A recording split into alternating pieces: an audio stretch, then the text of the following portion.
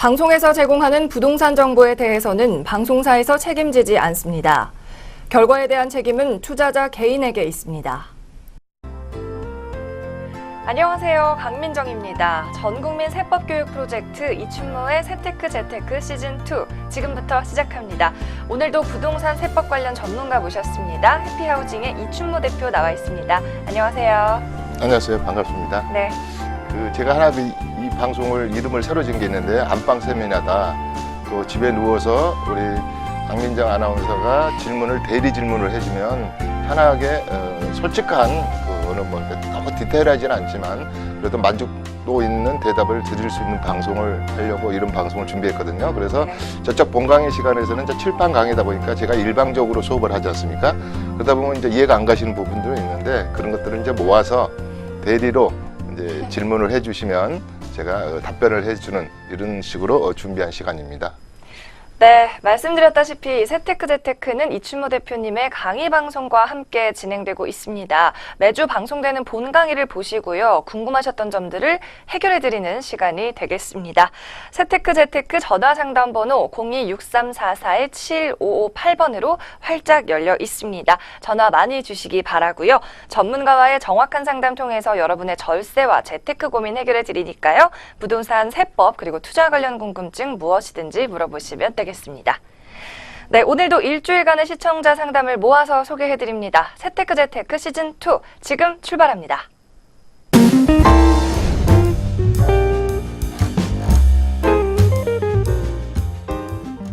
이 시간부터 여러분에게 궁금한 점 한번 질문을 받아보겠습니다. 다시 한번 저희 상담번호 저희 하단 박스에 나가고 있죠.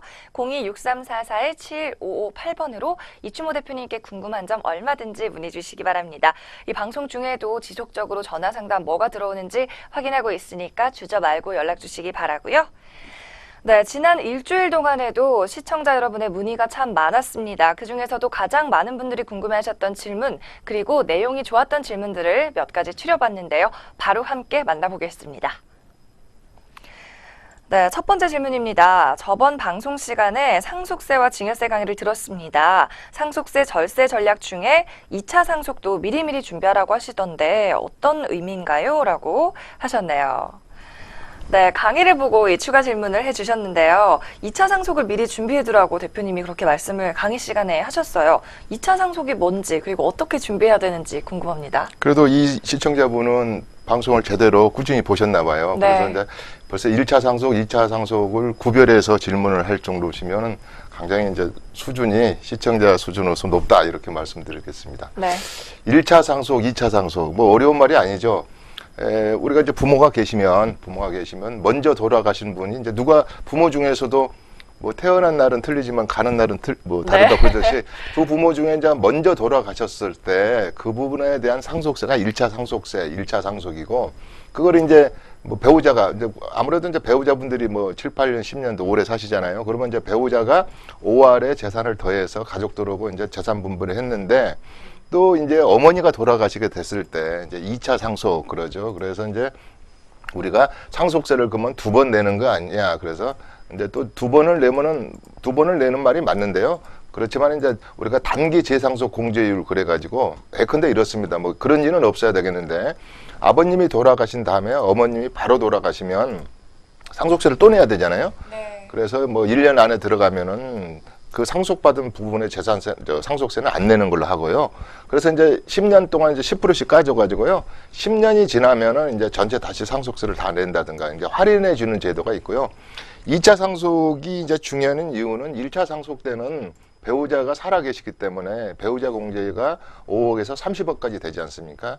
그런데 이제 2차 상속은 나홀로밖에 없지 않습니까? 그랬을 때는 배우자 공제를 받을 수 없기 때문에 쉬운 말로 말해서 상속세가 더 많이 과세될 수 있고요. 두 번째는 상속받은 재산이 내가 이제 아버님이 돌아가신 다음에 10년 후에 어머님이 돌아가셨다 그러면 10년 전에 상속받은 재산이 또 많이 올랐을 거란 말이에요. 예를 들어서 아파트를 2채를 상속받았다 그러면 10년 동안 얼마나 또 많이 폭등했겠습니까? 토지도 많이 올랐겠죠. 그러면 그 재산이 늘어난 부분도 많아지고 배우자 상속받은 공제 부분도 받을 수가 없기 때문에 2차 상속이 더 문제가 되는 겁니다. 그래서 1차 상속 시에 좀 재테크, 이게 상속세의 전략을 좀 잘 짜서 차라리 대습상속을 해버린다든가 또 예컨대 이건 양날의 칸입니다. 예컨대 배우자 공제를 덜 받으면 그만큼 상속세가 느리게 나가기 때문에 뭐 양날의 칼인데 아무튼 그걸 기술적으로 잘 조정을 해서 2차 상속이 1차 상속보다 더 상속세에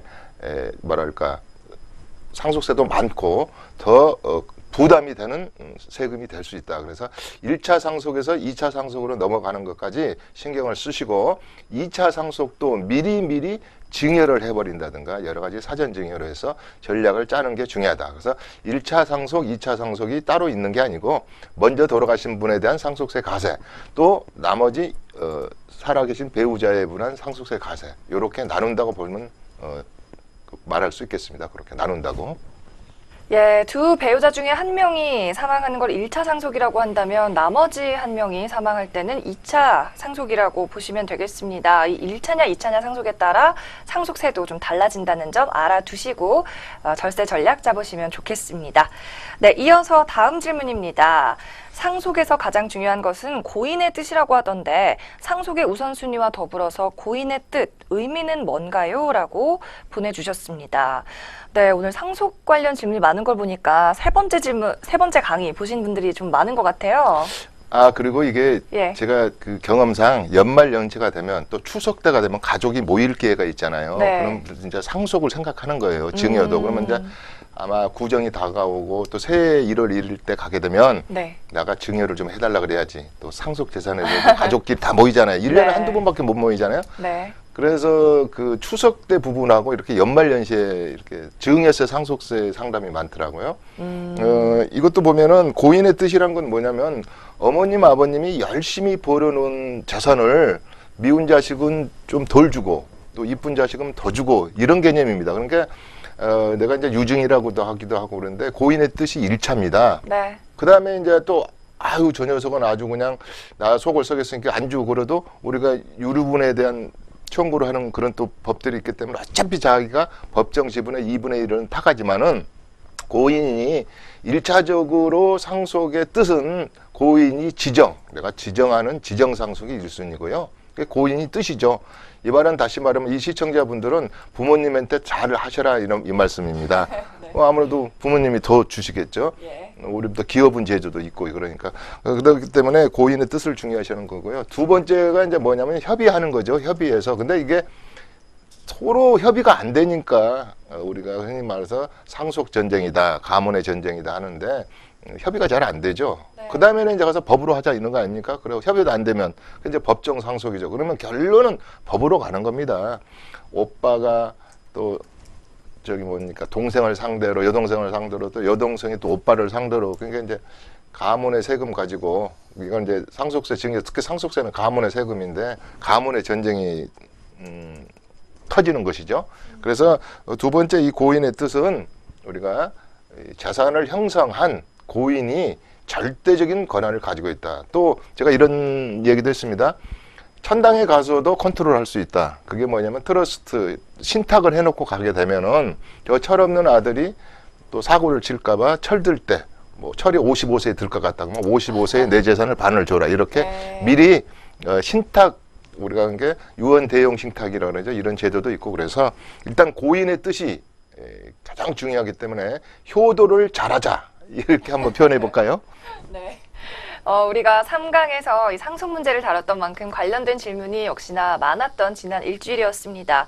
이번에 살펴볼 세 번째 질문 역시 좀 비슷한 맥락인데요.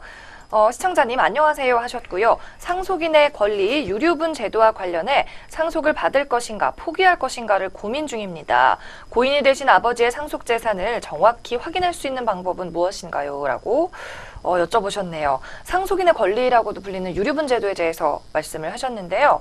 상속을 받을지 말지 결정하려면 이분 말씀대로 정확히 얼마나 있는지를 알아야 될 것 같아요. 어떤 방법이 있을까요? 이 질문은 아마 그 재산이 많은 집안 같지는 않아요. 그럼 누가 상속 포기하겠어요? 네. 지금 속된 표현, 이 표현이 방송 용어인지는 모르지만 아리끼리 하는 거예요. 이게 아버지 부채가 많은 것 같기도 하고 그러면 네. 상속을 포기해야 되지 않습니까? 저번 네. 시간에 말했듯이 또 좀 빚을 갖고도 남을 것 같으면 한정승인을 한다든가.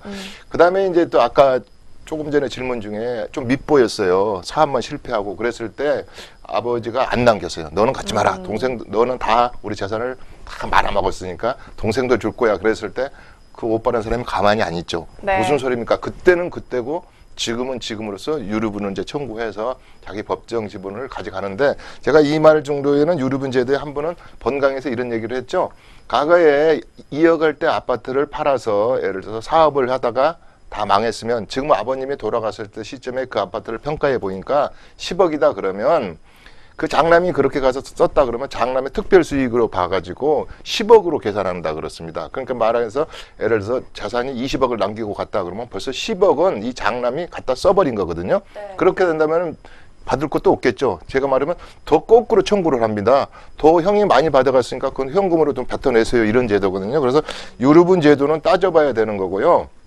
또 형제 중에서도 이완의 싸움이 벌어지면 과거에 오빠나 또 우리 집 어머니 아버지 재산을 많이 축낸 사람이 누가 있나를 해서, 물론 다 에비던스 증거를 제시할 수 있어야 되겠죠. 그때 이렇게 가져간 돈이라 할지. 그렇게 해서 유류분 제도는 굉장히 지금 시점, 우리 사망일 시점으로 재산을 가져간 것을 만약 옛날 그 팔았다, 논을 2마디를 팔았으면 지금 그때 쌀 2가마니로 논 파는 것이 아니고 지금 망자가 피상속인이 사망일 당시에 토지 가격으로 유류분 가격을 자기가 갖다 상속받은 금액으로 친다. 이렇게 간단하게 생각하면 될 수 있겠습니다. 유류분 제도까지 알아봤고요. 이어서 4번째 질문이 되겠습니다.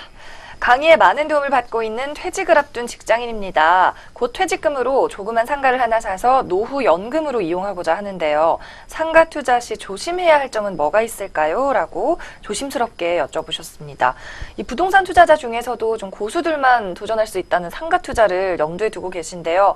유의할 점이 좀 많을 것 같습니다. 그렇습니다. 제가 본강의에서도 말했듯이 상가는 미국의 어느 주는 이 리테일 쪽의 부동산을 소개하는 브로커는 7년 이상의 경력을 가진 자랄지, 네. 원래 고가고 또 수익률 분석이랄지 입지 분석이랄지 상권 분석, 또 우리가 상가, 우리 2015년부터는 또 상가 권리에 대한 권리금법이 또 시행되고 있잖아요. 이래서 상가만큼 일반 부동산하고는 좀 틀립니다. 그래서 네. 워낙 고가고 내 전 재산을 거의 갖다가, 보통 상가 하나 살려면 5억짜리 없지 않습니까? 거의 10억, 15억인데 그렇죠. 만약 상권이 죽으면 또 상가는 뭐하고 연결이 되냐면 세입자가 부지런해야 돼요. 장사를 잘해서 월세를 나한테 잘 내면 상가가 살고 권리금도 올라가는데, 그러니까 상가는 잘못 사면 상가집 된다는 게 나가 돈만 투자하는 게 아니고요. 세입자도 잘 만나야 되고, 그다음에 권리금 관계랄지 이제 장사도 잘 돼야 되고. 상가를 하나 떡 사놨는데 구간이 명가이라고 아직 신규 상가는 상권 형성이 아직 검증된 게 없거든요. 네. 그래서 차라리 알고 있는 상가를 사라 이런 말도 있어요. 그러면 무슨 이미 검증돼 가지고 유동성도 풍부하고 어느 정도 된 상가가 나을 수도 있다. 그래서 가장 상가 살 때, 신규 상가를 살 때는 굉장히 진짜 내가 잘 쓰는 표현에 케어풀, 아주 조심해야 된다. 그 다음에 아까 말한 여러 상가에 대한 권리금법이라 할지, 상가를 사야 될 때 노하우는 많지요. 그것 중에 대표적인 게 지나치게 가격이 비싸다는 거예요. 우리 리테일 쪽 부동산에. 그러니까 수익률이 뚝 떨어지죠. 하나만 더 붙인다면 다른 질문들이 많기 때문에 상가는 리턴이 제일 안 됩니다. 주거용 상품은 내가 한 2천만 원만 좀 싸게 팔면 급매물이라는 개념으로 좀 팔리기도 한데, 상권이 한번 죽어버린 상권은 아무리 급매로 내놔도 뭡니까, 우리 관리비만 나가지 아무리 싸게 팔아도 이렇게 리턴, 다시 원금을 회수하는데 굉장히 막대한 로스, 손해를 볼 수밖에 없다. 그래서 상가 그 강좌가 4시간짜리 강좌가 있어요. 쭉 우리 지금 보는 권리금도 분석할 때 바닥 권리금, 시설 권리금, 영업 권리금 계산하는 방법, 그다음에 상가 임대차 보호법에서부터 상가 권리금법에서 쭉 4시간짜리 강의인데요. 그거를 본 방송에서 2시간으로 축약해서 할 예정이거든요. 그래서 일단 이런 질문이 오셨으니까 상가만큼은 다른 상품보다, 주거용 상품보다 훨씬 더 심도 있게 분석을 하자. 이렇게 이번에는 간단히 이 답으로 대신하겠습니다. 네, 상가 투자 시에 이렇게 이것저것 분석하고 따질 건 많다고 말씀을 해주셨습니다. 저희 본 강의 꼭 참고하셔서 꾸준한 공부 끝에 투자 결정하시기 바랍니다. 이어서 5번째 질문도 받아보겠습니다. 안녕하세요. 부동산 투자를 꿈꾸지만 세금 문제를 잘 알지 못하는 새알못입니다. 오피스텔 투자 시 중요한 세금이 있을까요? 그리고 좋은 오피스텔 고르는 방법이 있으면 알려주세요. 라고 보내주셨습니다. 네, 이번 질문도 재테크 관련된 질문인데요. 오피스텔 여쭤보시네요. 좋은 매물 고르는 법 그리고 세금 문제 알려주세요. 새알못 저 처음 들어보네요. 네. 세금을 알지 못하는 사람이다. 비슷한 말이 있어요. 모르쇠라고요. 모르쇠. 모르쇠요? 병강세가 있고 모르쇠가 있는데요. 모르쇠는 세금을 진짜 몰라서 난 모르쇠, 배째세요 이런 건데 네. 두 분 동생하고 저 형인가 봐요. 세금을 그렇기 때문에 이주모 교수란 분의 세금을 좀 들으면 모르쇠는 안 되고 아까 그 새알못도 안 되겠네요. 오피스텔 이게 뭐 많이 사셨잖아요. 도시형 생활주택도 아마 2009년부터 많이 이제 오피스텔이 붐이 일었거든요. 도시형 생활주택도 2009년도에 나와가지고 네. 아마 오피스텔 때도 한 50만 세대, 도시형 생활주택도 한 뭐 40만 세대 엄청나게 주거 대용 상품으로 인기를 끌어서 많이들 샀고 수익형 상품으로들 많이들 그 매용한다고 그럴까 그런데 네. 이게 함정이 많죠. 이게 준주택이다 보니까 주택법과 건축법의 중간 단계에 있는 것이 이제 오피스텔이다 보니까 실질과세 원칙도 중요하지 않지만 잘못하면 주택으로 판정받고요. 두 번째는 수익률이 그렇게 많지가 않아요. 과거보다 많이 올랐거든요. 뭐 그 우리 2009년도에 분양하는 것보다 지금 뭐 분양가는 엄청 높죠. 그러다 보니까 수익률이 3, 4%대로 어떤 거는 3% 이하대로 많이 떨어져 있고. 그런데 이제 오피스텔이 그러다 보니까 공실이 많이 발생할 염려가 있어요. 그러니까 초과 공급된 부분들이 많거든요. 또 뭐랄까 공실 걱정할 필요가 없는 우리 강남은 네. 또 너무 비싸고 분양가. 그래서 오피스텔은 참고적으로 시간이 없기 때문에 간단하게 말하면 이 부가가치세 문제하고요. 파실 때 10년 동안에는 포괄적 승계 그러니까 특히 오피스텔을 가지고 주택임대사업자로 묶어가지고 하신 분들이 꽤 있거든요. 요새는요. 오피스텔도 주택임대사업자로 묶을 수가 있기 때문에 그래서 이 주택임대사업자로 묶으신 분들하고 두 번째는 양도할 때는 이 부가가치세 승계 문제, 포괄적 양도 양수 문제를 꼭 한번 염두에 두셔야지 막연히 팔고 나서 다시 재계약서를 작성하려면 그때는 늦다. 그래서 팔기 전에 꼭 오피스텔은 부가가치세 문제에 대해서 한번 머릿속에 염두에 둬야 되겠다. 이렇게 이야기할 수 있겠네요. 저희 방송이 진행될 때마다 시청자 질문이 굉장히 많이 들어오고 있는데요. 여러분의 이 많은 질문을 한꺼번에 수렴할 수가 없기 때문에 저희 방송 1부와 2부로 나눠서 진행을 하고 있습니다. 끝까지 집중력 잃지 마시고 오늘 1시간 동안 함께 해주시기 바랍니다. 네, 이어서 6번째 질문 받아보겠습니다. 주택연금과 농지연금을 재테크, 세테크와 연계해서 플래닝을 짤 수 있을까요? 라고 여쭤보셨네요. 이분께는 어떤 해답 드릴까요? 예, 우리 지금 강행카 말씀드렸듯이 이 제한된 시간에 이야기를 다 못한 것은 바로 2부로 넘어가서 광고 없이 그대로 또 이런 7, 8개가 질문이 또 있기 때문에 시청자 여러분들의 입맛에 맞는 질문이 아닐 수도 있는데 이걸 몇 회 방송을 하다 보면 저건 내 질문이야 이럴 수도 있지 않습니까? 네. 그러니까 여러 가지 질문이 나오기 때문에 또 알아주시면 나한테 필요 없는 질문이라도 또 내가 다음에 필요성을 느낄 수도 있지 않겠습니까? 네, 그렇죠. 지금 도시민박은 물어보셨나요? 주택연금과 농지연금을 조시민박은 다음 질문이네. 주택연금하고 농지연금이요. 그 문제는 내가 기억하기로 주택연금은 2007년도에 나왔고 농지연금은 2011년도에 나왔는데 아마 그 주택연금은 굉장히 폭발적으로 인기 상품이 됐습니다. 지금 한 4만 명 이상 가입하고 있는데 세법적으로 하나만 간단하게만 하고 가겠습니다. 주택연금하고 농지연금은 영모기지입니다. 내 재산을 저당 잡혀서 연금 형식으로 타먹는 거기 때문에 일단 세법적인 면에서는 우리가 연금소득이면 연금소득세를 종합소득세를 내야 되거든요. 근데 세금은 없다. 두 번째 재산세 같은 것도 뭐 25% 정도까지도 감면해 준다. 또 뭐 200만 원까지 뭐 소득 공제를 해준다 해서 세금 면에서는 좀 자유롭습니다. 우리가 연금을 꼬박꼬박 받는 것 같지만 왜냐? 내 건 나가 저당 잡혀가지고 그 돈으로 내가 연금을 받는 거기 때문에. 그렇지만 이제 우리가 흔히 말해서 재테크하고 연결 지었을 때 저는 그렇습니다. 될 수 있으면은 우리 배이모 부모 분들은 주택연금이나 또 농지연금을 받는 게 좋겠다. 주택연금을 이제 좀 바뀌었습니다. 옛날 2007년도에 시작할 때보다 지금은 시가입니다. 공시가격이 아니고 시가로 해서 2채 이상을 가지고 있더라도 9억 이하짜리 들면 거기서 한 채 받는 거에 대해서는 주택연금을 인정해 준다든지 과거에는 부부 합산해가지고 한 채만 인정해 줬죠. 그래서 많이 바뀌었기 때문에 뭐 60세 이상, 그다음에 농지연금은 65세에서 경작했을 때 5년 이상 경작을 했던 뭐 이런 분들인데 아무튼 그건 나중 일이고요. 그건 조건은 뭐 인터넷 쳐보면 다 아는 거고. 재테크 면에서는 이완에 내가 요새 뭐 자연이다, 나 산에 가서 살겠다, 또 농사를 좀 지어보겠다, 5천으로 가겠다 하신 분들은 농지연금하고 재테크를 연결시켜서, 그러니까 5년 동안의 컨디션을 좀 준비해 놓으셔야지 다음에 농지연금을 받을 수 있다. 거의 이제 우리가 3만 제곱킬로미터 한 10,000평. 그러니까 웬만한 좀 농 5, 6마지, 7마지 가지고 계신 분들은 그래도 농지연금이 죽을 때까지 나오지 않습니까? 그것도 물론 농지를 담보로 해서죠.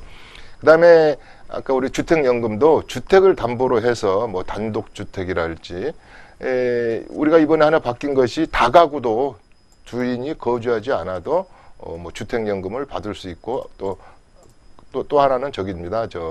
우리 주택임대사업자로도 받아주고 뭐 이런 것이 있기 때문에 우리가 재테크 수준의 앞으로 미래를 보는 재테크를 생각해서라도 주택연금과 농지연금을 미리 어떤 플래닝을 짜서 노드맵을 딱 짜서 한 5년간 이 땅은 내가 다음에 농지연금을 받을 거야, 이 주택은 사서 다음에 내가 주택연금을 받을 거야, 이렇게 미리 한번 재테크 플래닝을 짜놓는 것도 중요하다고 볼 수 있겠습니다. 네, 주택연금과 농지연금을 이용한 재테크, 세테크 플래닝까지 도와드렸습니다. 오늘 1부의 마지막 질문 한번 받아보겠습니다. 반갑습니다. 저는 도시민박업에 관심이 많습니다. 도시민박업에 대해 조언을 좀 부탁드립니다. 라고 하셨습니다. 네, 게스트하우스 같은 것을 운영하실 계획인 것 같은데요. 요즘 굉장히 활황이잖아요. 네. 이분 말고도 궁금한 분들 굉장히 많을 것 같아요. 제가 여행을 좋아하고 많이 이제 외국에 세미나를 가는데, 제가 3년 전에 홍대에 자그마한 좀 이렇게 이 단독주택이 있어서 네. 게스트하우스, 그러니까 도미토리랄지 게스트하우스에 관심이 있어서 서울시에서 진행하는 프로그램도 많이 들었고, 거기 또 홍대 나인의 그 협회에도 가입도 했었고, 그래서 네. 제가 한 2년간 집중적으로 아무튼 연구했던 분야거든요. 네. 근데 결론부터 말하면 외국인을 위한 관광진흥법에 대해서 이제 게스트하우스인데 굉장히 50대, 60세에서 노망이에요. 외국 사람도 사귀고 인건 수익도 괜찮다더라 그랬는데 네. 현실과는 거리가 많습니다. 그러니까 다시 말해서 간단하게 말씀드리면, 우리가 법은 아파트나 이런 데서도 할 수도 있어야 되는데 그 라인의 전 주민의 뭐 동의서를 받아오라든지, 또 특히 원룸이나 오피스텔에서는 이 도시 민박을 할 수 없다든지, 네. 또 230제곱미터만 한 68평 이하가 넘는 건축물에서는 할 수 없다는지 여러 가지 그 제약 조건이 있습니다. 우리가 홍대가 제일 많은데 하여튼 그 부분에 제일 잘하는 노하우를 가지고 있는 구는 마포구입니다. 마포구 제일 많기 때문에 홍대 주변에. 네. 그래서 이제 여러 가지 불법으로 하시는 분들 있고 제도권에 들어오신 분들도 있는데요. 도심민박이 나쁘다는 게 아니라 디메리트도 많이 생각을 해야 되거든요. 네. 막연하게 이렇게 뛰어드시는 분도 있는데, 그게 우리가 사업자 등록증을 획득하고 그다음에 세무서에서 사업자 등록증을 개설하고 그다음에 이제 도시민박 등록증을 숙박업으로 업태를 받기까지는 상당한 넘어야 될 산이 많아요. 그래서 또 뭐 현재 컨디션으로는 뭐 2개 국어, 1개 국어를 하는 그런 그 뭐랄까 총무 비슷하게 그 좀 네. 언어가 통해야 될 거 아닙니까? 네네. 그런 것도 고용해라 그러는데, 문제는 우리가 일본 같은 데는 지금 관광이 굉장히 우리나라 사람도 많이 가고 폭주해서 많은 부분이 도시 민박업에 대한 규제를 많이 풀었다 그래요. 근데 현 상황에서는 우리는 엄청 지금 규제가 심하다. 그래서 저는 이걸 말씀드리고 끝하겠습니다. 우리 도시 민박업도 곧 많이 대폭적으로 이렇게 좀 뭐랄까 완화가 될 것 같아요. 그래야지 우리도 이제 관광 산업이 뭐 활성화되지 않겠습니까? 그래서 그런 부분도 제가 본 강의에서 1시간짜리로 강의 커리큘럼이 있으니까 네. 도시 민박업을 제가 너무너무 깊숙이 잘 알거든요. 제가 그걸 하려고 했기 때문에. 그래서 그 부분도 본 강의에서 하여튼 또 다시 한번 짚고 넘어가겠습니다. 네, 몰랐던 부분을 많이 알려주시는 것 같은데요. 혹시나 도시 민박업을 막연하게 계획하고 계시다면 이것저것 제약 조건이 많다고 하니까 이 부분 꼭 한번 짚어보시고 결정하시기 바랍니다. 네, 역시나 여러분의 질문 상당히 많을 것으로 예상이 되는데요. 혹시나 프로그램에 질문 소개가 안 돼서 아쉽다 하시는 분들은 이춘모 대표님의 무료 세미나 마련이 되어 있으니까 꼭 한번 참석해 보시기 바랍니다. 네, 부동산 세금 테크로 부자 되는 법 이춘모의 새테크 재테크 시즌2 오늘 일부 순서 함께 논의해 봤습니다. 상담문이 언제나 열려 있으니까 02-6344-7558번으로 많은 연락 부탁드리고요. 저희는 잠시 후에 2부에서 남은 질문들로 Q&A 시간 이어가겠습니다.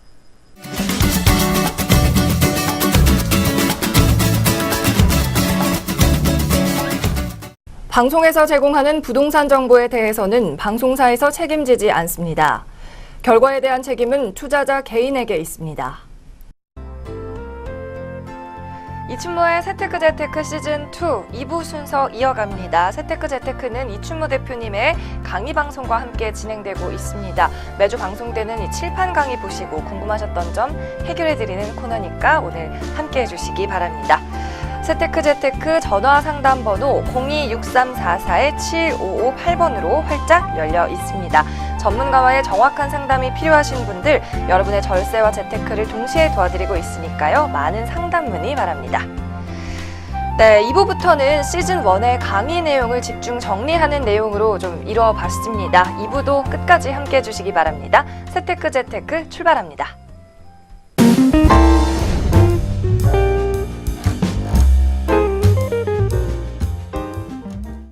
네, 2부에서도 여러분의 고민 상담 여전히 받고 있습니다. 아래 나가고 있는 상담번호 박스로 연락 계속해서 주시면 되겠고요.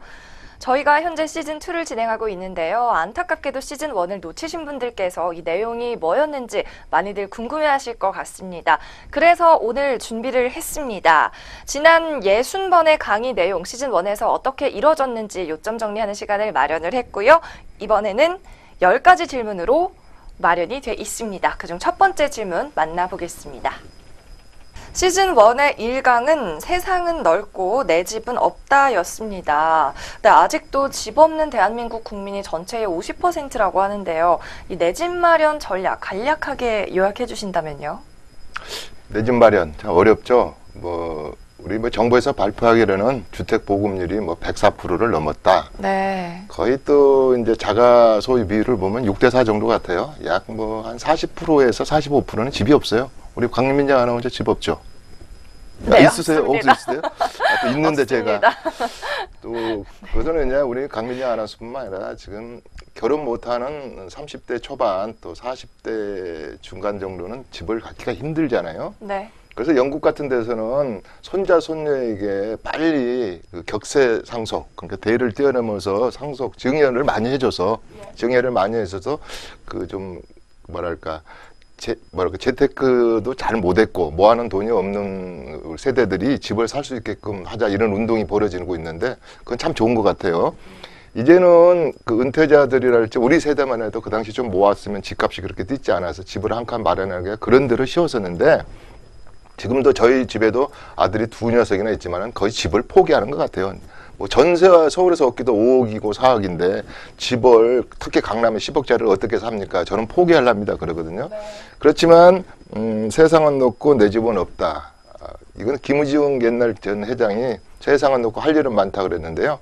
네. 할 일이 많습니다. 집을 갖기 위해서는 할 일이 많습니다. 물론 전략도 해야 되겠고 이런 재테크 지식도 알아서 필요합니다. 그래서 우선은 재테크, 세테크 중에 기본은 우리 2009년도에 바뀐 종합통장 있지 않습니까? 우리 지금 우리 이 공간에 우리 수투대 PD분들이나 이 어드바이저 하신 보조 PD분들 보면 아직도 주택 청약 저쪽 안 들어놓으신 분도 있거든요. 네. 1000만 개 이상의 통장이 지금 이렇게 들고 있는데 일단은 재테크 투자는 청약 저축부터 듣고요. 또 우리가 공적 주택이 일단은 이제 100만 세대를 쏟아내지 않습니까? 여기에 답이 있습니다. 여기 근 한 30% 이상은 사회적인 배려자, 특히 청년, 그다음에 주거 문화로부터 보호받아야 할 우리 신혼부부들 이런 분들에게 문이 활짝 열려 있기 때문에 내 집은 없고 세상은 없고 내 집은 없다고 한탄만 하지 말고요. 우선 2만 원에서 10만 원짜리 주택 청약부터 갖는 거. 그것이 기본 시작이라고 할 수 있겠습니다. 네, 내 집 마련을 위해 청약통장은 기본이다 이런 말씀해 주셨고요. 또 사회적 배려자들을 위한 전형도 꼭 확인하시기 바랍니다. 내 집 마련 끝까지 포기하지 마시기 바랍니다. 이어서 다음 질문으로 넘어가 보겠습니다. 시즌 1의 2강 주제는 100세 시대의 긴 돈과 목돈의 필요성이었습니다. 이게 제목이었는데요. 젊은이는 목돈이 필요하고 은퇴자는 긴 돈이 필요하다고 하셨어요. 목돈과 긴 돈을 마련할 어떤 비책 같은 게 있을까요?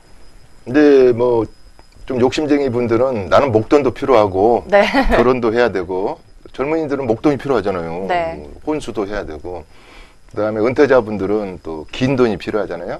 이 목돈과 긴 돈, 특히 긴 돈이 필요하다는 것은 보험회사들이 쓰는 광고 카피입니다. 그래야지 보험을 좀 드십시오. 그래서 100세 시대니까 100세가 과연 축복일까요? 그러니까 아직 100세까지 케어받으려면 긴 돈이 필요합니다.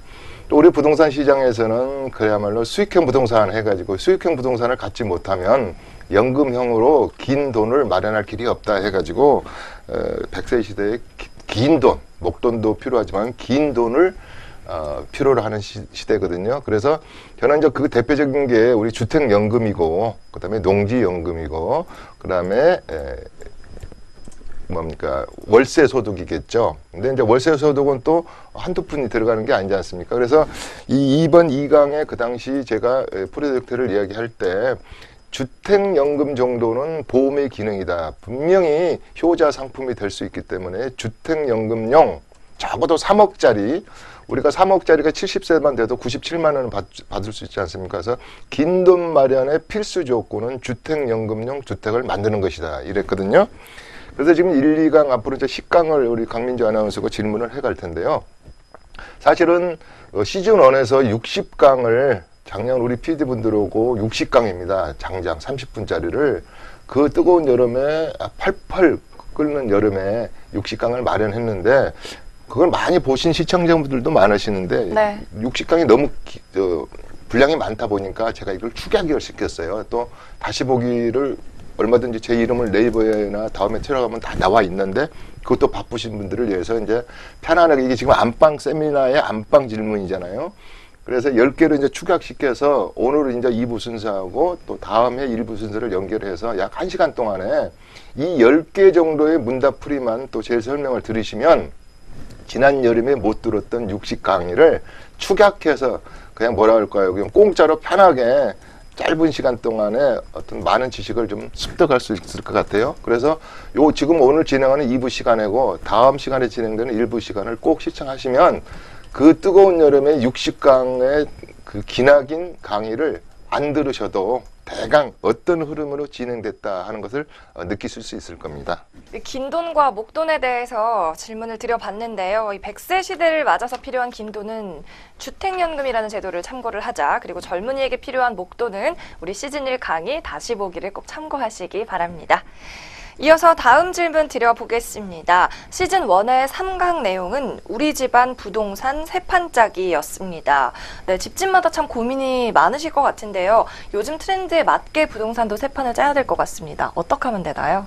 그렇죠. 이제 제가 타 방송에서 부동산 진행하는 프로그램 이름이 대한민국 부동산 세판짜기거든요. 네. 그건 어떻게 보면 우리 정부가 주도해서 짜는 세판이겠잖아요. 대한민국 부동산 세판을 개인이 짤 수는 없죠. 근데 이제 제가 말하는 건 이제 개인의 각 집안마다 부동산 가지고 있는 게 틀려요. 어떤 것은 큰 아파트를 가지고 있고 어떤 분은 단독주택을 가지고 있고 어떤 분은 임대용 뭐 부동산을 많이 가지기도 있고 어떤 집안은 또 토지를 많이 가지고 있는 부분들이 있는데 사회적 트렌드가 많이 바뀌었죠. 또 앞으로도 많이 바뀔 거고 이미 바뀌어 있는 상태에서 10년, 20년 전에 구태의라는 그런 전략보다는 굉장히 패러다임이 바뀐 이런 부동산 시장으로 세판을 짜지 않으면 일단은 세택스 전략에서부터 지고 그다음에 우리가 부동산의 수익을 내는 캐피탈 게인 쪽을 얻는 쪽도 한 발 늦게 됩니다. 그래서 이 부동산 세판짜기는 개인별로 케이스 바이 케이스별로 틀리겠지만 이제는 다시 한번 내 재산을 한번 탁 달력에 한번 쭉 적어놓고 세판을 한번 짜보자. 이것은 팔 것, 아웃시킬 건 아웃시키고 이것은 좀 더 살 건 사드리고 두 번째, 증여해서 주택수를 좀 분산해서 홀쭉하게 만든다든지 또 요새서 유행하는 것 똘똘한 녀석 부동산 한 개만 가지고 가자. 요새 여러 가지 다주택자에 대한 중과세가 있다 보니까 그래서 부동산의 세판짜기는 내가 개인별로 이 자리에서는 짜줄 수는 없지만 분명히 세판을 한번 짜봐야겠다. 또 제가 하는 세미나 시장에 오면은 강의 시간에서는 이제 그런 얘기를 좀 깊숙이 해드리죠. 그래서 대한민국의 정부가 짜는 부동산 세판도 있지만 뭐 대표적인 게 OECD 수준 이상의 9% 정도의 공적 주택을 뭐 공급한다든지 행복주택 여러 가지 있겠죠. 그 다음에 개인이 짜는 우리 부동산 세판짜기는 한번 뒤돌아 봐보자. 이렇게 다시 플래닝을 짜자. 요 정도로만 한번 이야기해야 되겠습니다. 네, 대한민국 부동산 시장에도 현재 지각 변동이 있듯이 집집마다 부동산 전략도 새 판을 짜야 한다. 이런 말씀으로 정리해 보겠습니다. 계속해서 다음 질문 드려보겠습니다. 4강, 시즌1의 4강 내용은 국세청과 세금이라는 주제였는데요. 이번 이 4강 강의 내용은 세테크 전략 관련이었죠? 그렇습니다. 우리 보면은 지금 세테크 아닙니까? 주로 이제 50%는 세테크 시간이고 50%는 재테크 시간이잖아요. 네. 그래서 오늘 그 2부 시간에는 10개의 강좌를 한번 제목을 프리젠테이션 하는 식으로 읽는 시간으로 하시죠. 그 다음에 네. 이제 또 다음 시간에는 이제 연결해서 이 10개 강의를 좀 디테일하게 이제 짚고 넘어가겠습니다. 그래서 이제 국세청과 세금은 제가 예방세무라 그랬거든요. 한마디로. 그때 닥쳐서 계약서 쓰고 나서 세금 전략을 짜면 아무 소용이 없습니다. 그래서 미리 시간을 가지고 플래닝을 짜야 된다. 그래서 여러 가지 특례 조항이랄지 비과세 조항을 맞춰가면서 전략을 짜야 된다. 4강의 주제 포인트는 시즌1에서 제가 가장 강조했던 것은 예방세무다. 부동산 세금을 적게 내기 위해서는 쪼개고 분산시켜라. 그 다음에 계약서에 답이 있다. 그 다음에 그 외의 기종의 특례 조항에 부동산의 비과세 절세 전략이 숨어 있다. 이렇게 얘기했거든요. 이 국세청과 세금 얘기는요. 앞으로도 시즌2에서도 내내 할 거니까요. 한마디만 더 한다면 텍스 플래닝은 그날 닥쳐서 쌀 일이 아니라 4년, 5년, 2년 적어도 1년 전에 짜 나가야 된다. 이걸로 제가 하도 시즌1에서 강조 많이 했던 내용입니다. 예, 오늘은 시즌1의 60개의 강의 내용을 정리하는 시간으로 함께하고 있습니다. 이어서 5번째 강의에서는 어떤 내용이 있었는지 한번 살펴보겠습니다.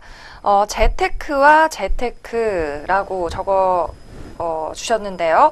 재테크를 한다는 것은 실수는 없고 실패만 존재한다라고 대표님이 여러 번 좀 강조를 하셨던 것으로 알고 있습니다. 그런데 뒤에 붙은 이 부제목인가요? 백리도일이라는 건 무슨 뜻인가요?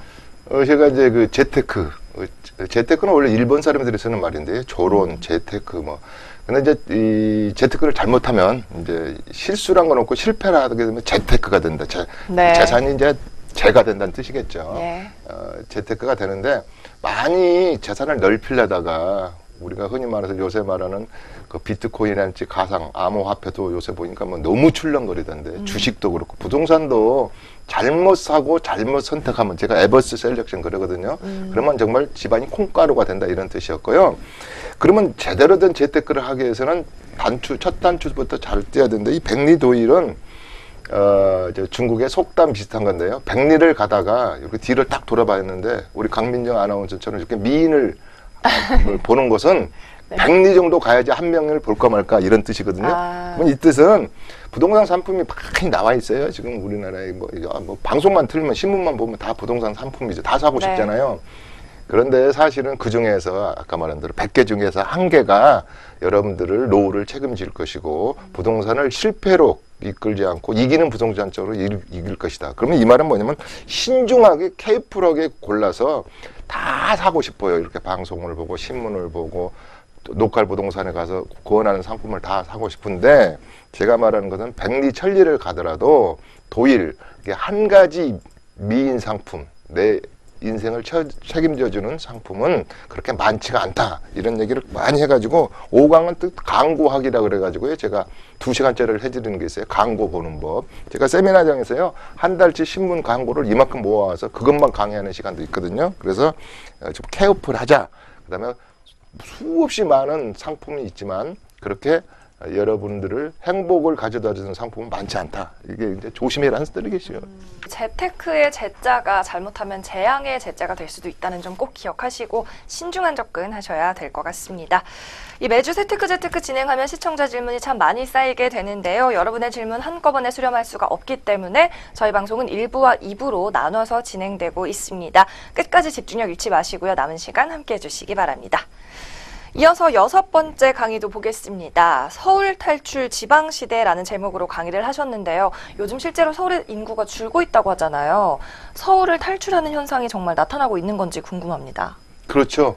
제가 10년 전에 방송할 때도 그 당시 제가 에비던스로 그 모 신문을 찢어서 내가 방송국에 보여주고 있는데 그때도 집주인이 방빼 그래서 전세금을 못 올려주니까 뭐 아까 수도권으로 많이 이제 이동을 했잖아요. 네. 전세금이 적으니까 우리가 사실은 요새 지금 트렌드는 직주 근접형인데 전세 자금이 집값이 한두 푼이어야 되죠. 그래서 수도권 외곽으로 많이 흩어졌습니다. 그래서 이제 서울에 인구가 조금씩 줄고 있다는 건데 저는 그렇게 좀 보지 않고 요즘은 두 가지로 봅니다. 예컨대 서울의 경계선이 무너졌습니다. 지금 판교 2, 판교 3 그래서 분당하고 붙어버렸고 신분당선을 개통하다 보니까 서울하고 붙었고 뭐 우리가 서쪽으로 가다도 인천하고 붙었고 여주하고 붙었고 이래서 그 뭐랄까 서울의 경계선이 무너졌기 때문에 이제 교통이 발달하면서 GTX랄지 여러 가지 뭐 경전철이 있으면서 그래서 그런 이유도 있고 또 집값이 비싸서 사실은 지방으로 가는 경우도 많죠. 또 이제 서울이 지긋지긋하다 내가 아주 그냥 월세살이 지긋지긋하다 그래가지고 심지어 속초 고성 같은 데도 지금 집값이 더블된 경우도 있고 어제 또 하도 방송에서 산으로 가자 그냥 재산세도 안 내고 수도세 물세 세금도 없는 곳으로 가자 그래서 약간 도피용도 있고 그런 것 같아요. 근데 그렇지는 않은데 일단은 주범은 뭐냐면 집값이 주범이죠. 비싸니까 전세값이 비싸니까 서울의 경계선이 무너진 과거에는 출퇴근을 2시간씩 했는데 예컨대 대전에서도 출퇴근이 가능하잖아요. 이제 50분이면 가니까 그래서 철도의 교통의 편리성 때문에 서울을 탈출한다는 것보다도 서울이 확장됐다. 그다음 메가시티 아주 그냥 메가시티가 된 거잖아요. 그래서 서울이 커졌다. 이것은 이 트렌드는 영국이나 뉴욕, 도쿄도 마찬가지거든요. 수도권이 거의 방대하게 한 도심권으로 흡수되는 경우가 많아요. 그래서 탈출이라기보다는 분산됐다 이렇게 표현할 수 있겠습니다. 네, 높은 집값 때문에 이 탈서울 탈출이라기보다는 서울의 권역이 좀 넓어진 것이다. 이렇게 이해하시면 좋을 것 같습니다. 이어서 7번째 질문도 이어갑니다. 시즌 1의 7강 가문의 세금이 주제였고요. 상속세와 증여세에 관해서 다뤘는데요. 2강에서도 이 상속세 내용 다루고 있잖아요. 상속세와 증여세를 왜 가문의 세금이라고 이름을 붙이셨는지 궁금해요. 이건 이제 제가 붙인 게 아니고요. 여러 사람들이 이게 이제 조크 형식으로 일본의 세미나를 갔는데 이 쟁족이란 말을 쓰더라고요. 가문의 세금을. 그러니까 그 피를 가진 우리 사촌 이내에 피를 가진 사람들이 이제 상속 재산을 나눠 가져야 되잖아요. 그 족이잖아요. 족. 그러면 하여튼 피나게 싸우는 거예요. 싸우고. 네. 그래서 좀 더 가지려고 서로 더 가지려고 덜 주겠다 못 주겠다. 그래서 시즌 2에서는 전번에 1시간짜리는 해드렸습니다. 그래서 앞으로도 서너 시간을 더 투자해서 시즌 1에 좀 더 보다 깊이 있는 상속세 증여세를 할 거거든요. 특히 증여세 부분은 우리가 2014년 자료를 보니까 증여세를 거친 세수가 한 3조 5천억 정도 돼요. 작년에 강남 3구에서는 증여세가 1조 원이 넘었거든요. 그래서 앞으로 증여를 많이 지금 강남에서 계약된 것 중에 출구가 없기 때문에 또 다주택자를 피하기 위해서 증여를 많이 하는 추세거든요. 그래서 상속세하고 증여세를 앞으로도 시즌2에서도 디테일하게 할 겁니다. 여기서 제가 한 가지만 딱 말씀드리고 나온 것은 자녀들에게 상속이나 증여를 공동으로 물려주지 말아라. 우리는 마음이 약해가지고 큰아들 작은아들 또 시집간 딸 해가지고 내 집을 너희들이 33%씩 가지고 있어라 이렇게 하시는 것도 있고 너는 또 시골에 열마지기를 물려주면서 우리 자녀별로 이렇게 공동으로 하고 있는데요. 만약 내가 죽어서 상속이 돼서 그 자녀들이 싸움거리밖에 안 됩니다. 그래서 일본이나 다른 데도 보면 특히 우리나라의 현명한 강남의 부자들 보면 절대로 공동으로 지분별로 안 물려줍니다. 조금 처음에 섭섭하더라도 요만큼 나눠서 개별적으로 증여하고 상속하는 게 좋다. 이 말씀을 꼭 드리는 건데 앞으로 7강 이런 상속세 증여세는요 꾸준히 할 거니까요. 아무튼 채널만 고정하시고요. 시청자 여러분들은 편안히 소파에 누셔서 세미나만 들으시면 돼요. 네. 가문의 세금이라고 불리는 상속세와 증여세 강의까지 요약을 해드렸습니다. 이어서 8번째 강의 2018년 주택청약시장 내용이었습니다. 얼마 전까지만 해도 질문으로 참 많았는데요. 주거복지 로드맵이 발표가 되면서 관심이 굉장히 들끓고 있잖아요. 내년에 이 주택청약 전략 어떻게 세우면 좋을까요? 예, 지금 시간이 몇 분 남았는지는 모르지만 또 시간을 체킹하고 안 왔네요. 벌써 우리가 이제 5번 정대책을 발표했는데 문재인 정부에서 3종 세트가 특히 중요하죠. 우리가 파리 대책이랄지 10월 24일 날 우리 가계부채, 종합 가계부채에 대한 대책. 또 그저께 11월 29일 날 우리 주거 복지 노드맵 이게 이제 3종 세트 그러거든요.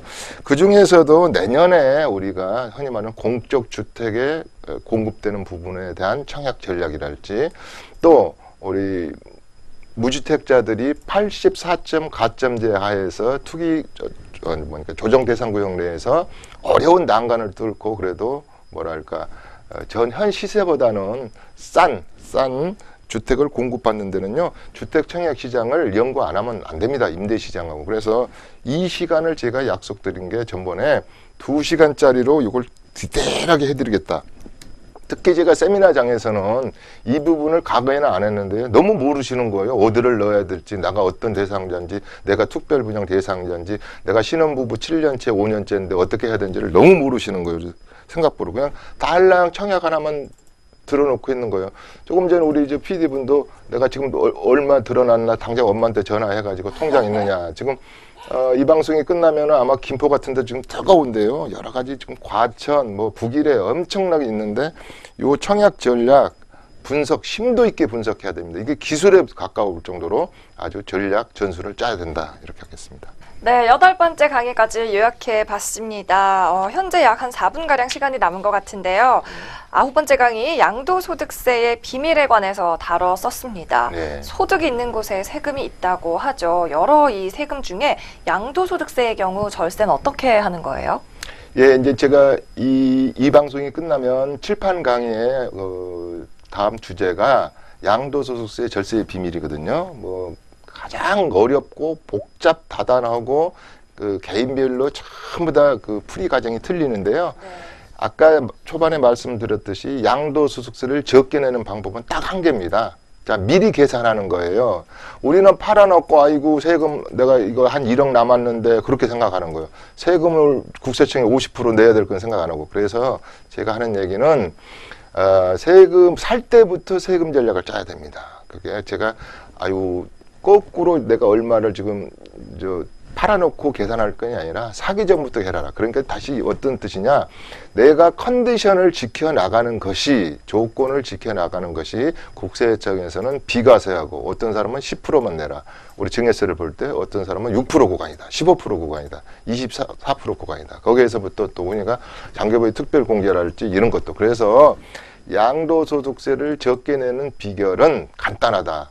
살 때부터 계약서에 도장 찍기 전부터 프로그램, 플래닝을 짜가야 된다. 이렇게 시간이 없다니까 이렇게 간단히 하고요.